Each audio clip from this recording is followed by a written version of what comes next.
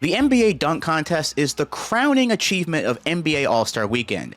It's why we always remember who won the 2016 Dunk Contest versus the team that won the All-Star Game that year. Think about it.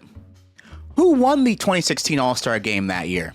Now, what I've heard and seen from a lot of online discourse and articles is that every year the dunk contest is either saved or a massive letdown.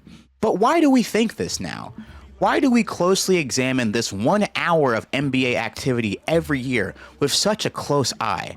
And are we really tired of the NBA dunk contest as it is, or are there other factors at play here? In this video, I'm not trying to answer that question for you, but I do want to give my thoughts and I hope that this could help you view the NBA dunk contest in a slightly different light now. Basketball has always been special to me and so many other people around the world, and I appreciate the true creativity and evolution of the sport for both good and bad. I'm glad that the game today is so different from what it was in 2001. It feels like I'm constantly watching new ideas and new strategies bracing the court. From the invention and perfection of new moves like the Kareem Abdul-Jabbar skyhook, or whatever Pete Maravich was cooking up back then. Seeing people take these moves and add on to it is a real joy and blessing to witness. And for the longest time, the NBA dunk contest was the encapsulation of peak creativity. And for a long time, it was a bunch of NBA basketball players doing what they could do if it was just them on the court and their imagination. You have Terrence Stansbury in 1985, Vince Carter in 2000, Jason Richardson in 2003, Amari Stoudemire in 2005, Zach LaVine and Aaron Gordon in 2016. Over the years, it's been awesome just to see some of the best players in the world be some of the best dunkers in the world. But over time, that sentence has become less and less true. Let me explain. Back in the 1980s, you could tell me that the NBA players were the best dunkers in the world, and I would have believed you. Now, I think we all know today that that just isn't true all across the board. And it's no fault to the NBA players of their own. Over the course of time, dunking has turned from being a skill to an actual profession.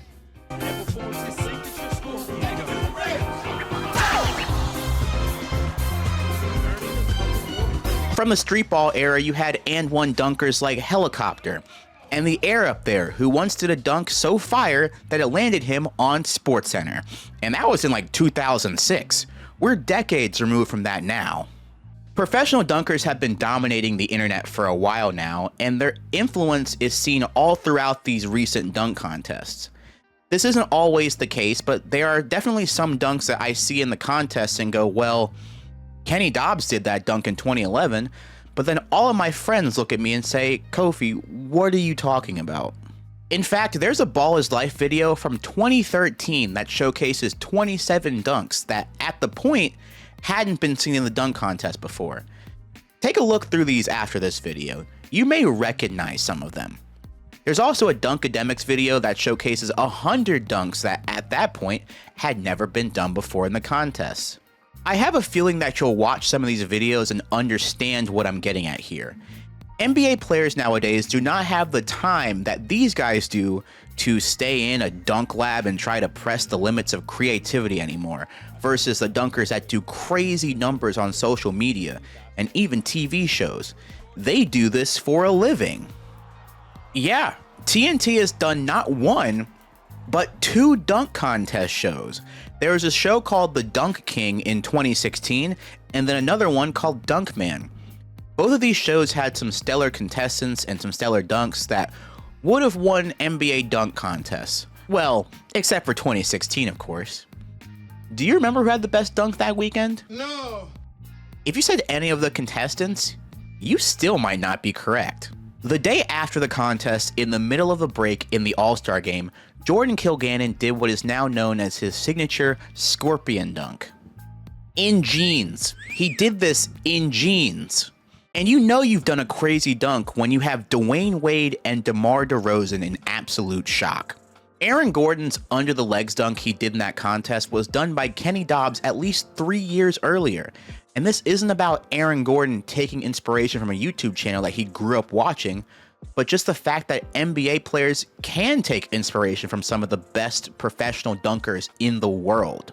And these pro dunkers sometimes have high online following, so there might be a chance that you'll see an NBA dunk contest level dunk just on your For You page.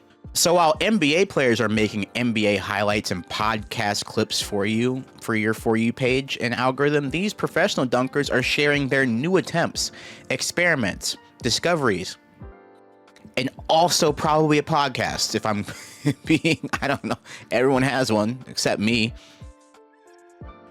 Maybe I should. I'm losing out on some money. Asking an NBA player to try to come up with something that's never been seen before, it becomes a taller and taller task every year. And even when it is something that you've never seen before, it doesn't guarantee that you'll win the contest. Think of JaVale McGee dunking 3 basketballs, or on 2 baskets at the same time. Didn't win that contest. Or when Donovan Mitchell did this cool alley-oop off another backboard into a windmill. You probably forgot about that dunk because 1, it didn't get a 50, and 2, because he then did that like Kevin Hart dunk later on in the contest and had people being like, what? Kevin Hart's already short. Why did you have him crouch? This is like 7 years removed from watching Nate Robinson jump over Shaq. So I understand why people were mad, myself included. Like, and that dunk got a 50, but the off bounce windmill didn't. Dude, some of the judging over the course of these dunk contests, man, but I can't really, I'm not going to go into that. There are also multiple things that people use to summarize the dunk contest's faults over the years, and I want to address them. The first one is that the stars just don't do the dunk contest anymore. And that's kind of true, but that's been happening a lot longer than people think.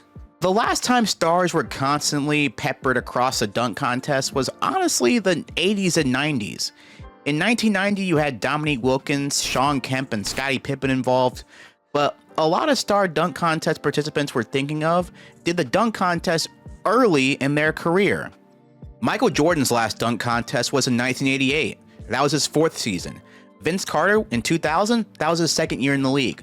Kobe Bryant in 1997 was a rookie in his first and last dunk contest. Amari Stoudemire did it twice by his 3rd season and then never again.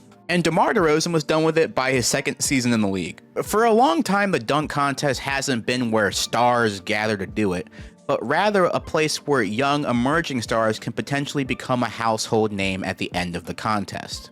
Yes, sometimes we have names end up being big in the future, but at the time, we might not notice.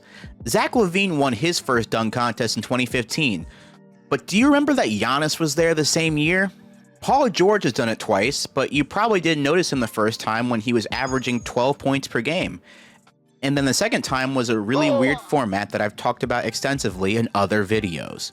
And that reminds me, I think the biggest issue with the dunk contest is all in all a lack of continuity with the All-Star Weekend itself. There have been so many changes to All-Star Weekend that at best seem unnecessary and at worst seem desperate.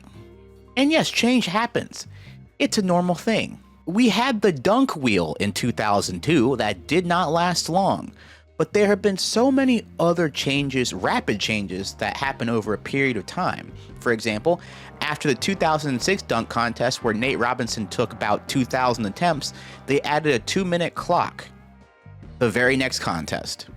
In 2009, they thought it would be a great idea to get rid of the judges in the final round and leave it up to fan voting. People were allowed to vote before all the dunks were done, and it left some of the best dunks of all time unscored. This went on until 2012. 2013 had a team round. 2014, it was teams all together. 2015 walked all of that back. After the Aaron Gordon dunk contest of 2020, 2021 had the judges straight up vote who they thought was better at the end of the final round. 2023, the 50-point judging scale was introduced, replacing the 10-point addition scale, which gave us the introduction of decimal scoring. This might not seem like a lot of changes, but when the changes often don't hit and constantly get walked back, it kind of gives off the vibe that the NBA might not be confident in the dunk contest anymore. When compared to the 3-point contest, they added like a Steph vs. Sabrina challenge, which was a hit, and then they added a money ball rack in 2014, and then a starry ball in 2023, which I think I don't personally like, but whatever. But for the most part, they've kept the NBA 3-point contest pretty consistent. over the course of the years. As for the other parts of the weekend, we've seen a bunch of changes to the All-Star game and the skills competition, and we've even seen whole competitions eliminated, like the Shooting Stars competition that was eradicated in 2015. With all this being said, it still feels like the dunk contest, it would be crazy to get eliminated again. I mean, they did that in 1998, and then it came back in the year 2000. But I think for the NBA dunk contest to truly be in a consistently great place, it has to make one final change. And you might not be with me here at the start, but please hear me out.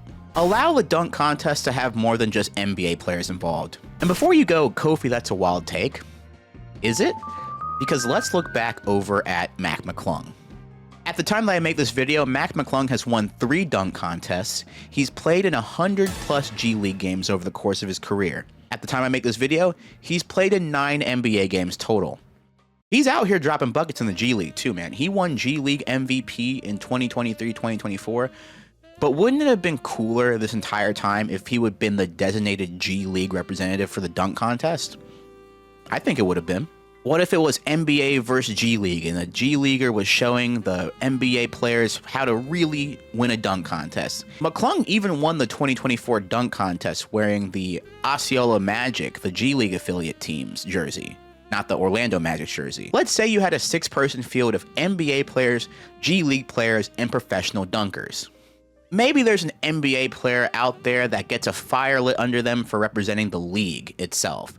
Maybe the professional dunkers get to showcase something new and original on the main stage. With all the time and research that they put into the craft, they get to show the world on the biggest dunking stage possible. I think with this change, we'll truly get to see the best of the best dunks at the All-Star event. Remember when I said that professional dunkers are on TV shows now? Go watch Dunkman and Dunk King and tell me that you wouldn't want to see those spectacular displays on the All-Star stage. I don't think that we as an audience will ever get tired of the awe that a peak dunk contest can bring, and there has always been evidence of that through Vince Carter all the way to Mac McClung. But I do think that the dunk contest has to get with the times with the actual craft of the dunk. Dunking went from being a skill to a craft, and some of the best crafters are not in the NBA. I think that with my proposed changes that this is the perfect opportunity to open up the dunk contest stage to people beyond just the NBA. We've reached a stage in society where people can dunk for a living now, and I would love to see a challenge like that that'll keep it interesting. As a longtime content creator, I find myself studying and constantly admiring other content all the time. It doesn't matter the genre really. It could be sports, it could be science, but I do have a soft spot for comedy. One of my favorite shows out is Abolish Everything. It gives off the vibe of a very funny PowerPoint night where hilarious comedians take turns talking about things that they want society to get rid of and why. It's formed in front of a live audience, and you can just sense all of the talent radiating from the room, even when you watch it on screen. Season 1 is already out now, and they're gearing up for a second season coming in 2026. You won't want to miss it. Abolish Everything is a show original to Nebula, the creator-owned streaming service that I'm very proud to be a part of. It is the home of incredible content from some of the best creators in the world, and is the sponsor of this video. The best way to support me as a content creator is by signing up for Nebula with my link. There are multiple plans that you can do to help support me. There's the one-time lifetime payment option of $300 where you get Nebula forever, or if you want to go year by year, that's more than fine too. With my special link, you can get a discount for the annual plan while supporting me directly in the process. A nice portion of that money will go directly to me as long as you're subscribed, which helps keep things on the channel going. Thank you for supporting me and the many other awesome creators today by signing up for Nebula today. Thanks for watching, y'all.